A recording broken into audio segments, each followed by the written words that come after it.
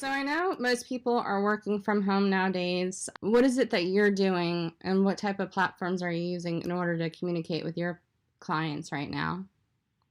So I'm using Zoom and the telephone to communicate with people. Some people it's just not appropriate to communicate with at this time because of their own home environments as well. So it's not necessarily an easy place for them to communicate. But other people, yeah, they still want to talk and they still need that regular, consistent support and advice.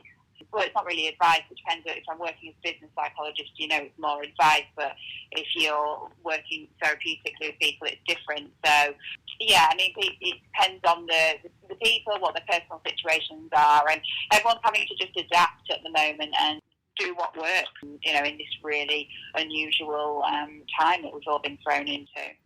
I know that, obviously the coronavirus pandemic is a pretty unique and complex situation that we're kind of dealing with at the moment. Have you found it challenging to be able to assist your clients when they're starting to have issues dealing with their mental health problems?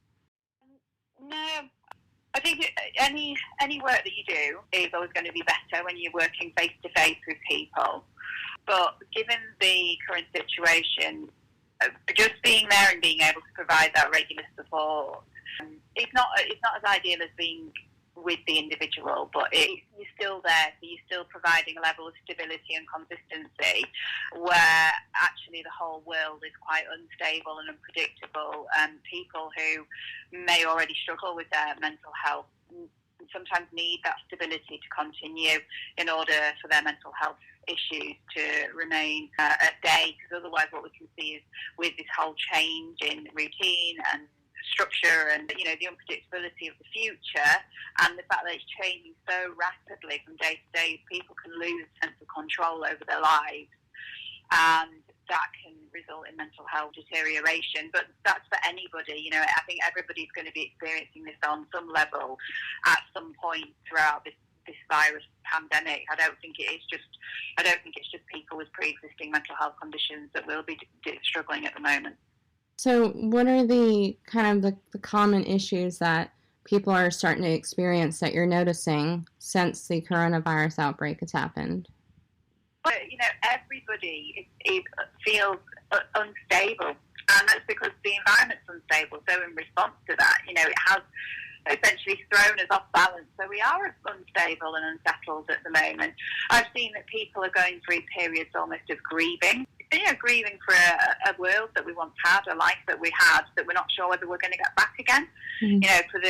Everyone's life was doing well. Not everyone, but people would do.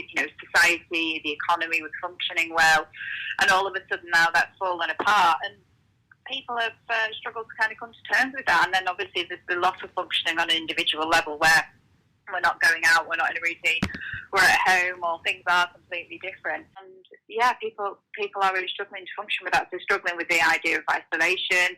We've got to think about how this impacts the relationships within the household as well. If you're isolating with other people, it's bound to put a strain on the relationships that you have, where normally you would only see that person, say, on an evening or between shifts, or however that relationship worked previously. It's going to be different. And same with children.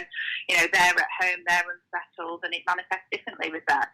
So, I mean, I've heard of children who have been upset and emotional because they're hearing about this, but they don't quite understand it, and they're not sure, and they're missing their friends, and they're missing their usual routine and environment, and they sense that parents are also stressed, and it's affecting everybody really. And I think that really there isn't a way of describing it apart from people are unstable. It's the up and down, they're okay 1 minute, then they're grief-stricken the next minute, then they feel sad, then they feel okay. And I think these are kind of normal reactions to a situation like this.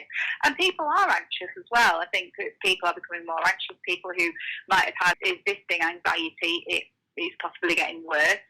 I think people who've had mental health diagnoses, shall we say, or significant problems in the past, it's possible that this really serious change in the situation could be a trigger for some of those traits to resurface.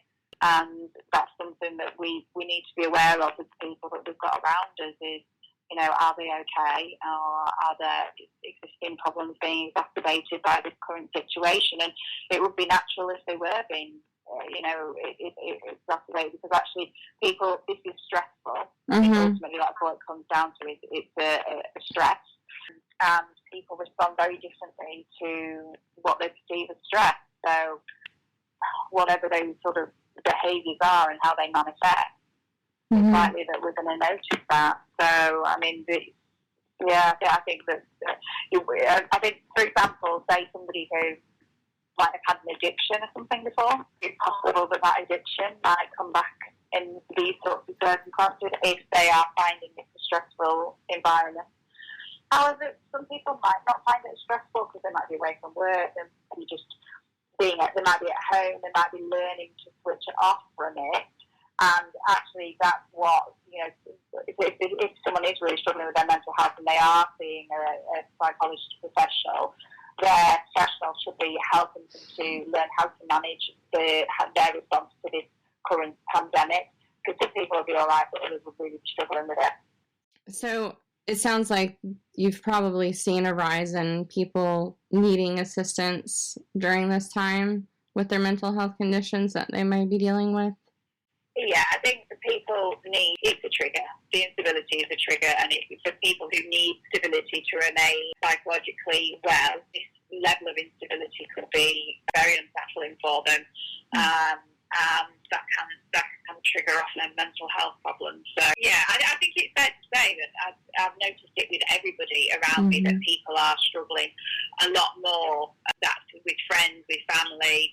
Well, yeah, with friends really, and actually people within my work with business psychologists as well as different businesses. I mean, everybody that I'm interacting with is trying to find their feet and adjust to this new normal that we've been thrust into. And people are struggling more than others, and people are going through waves of it, which is really quite similar to grieving. Where in grief people go through waves of emotion, and it's a little bit like that. That's what I'm seeing.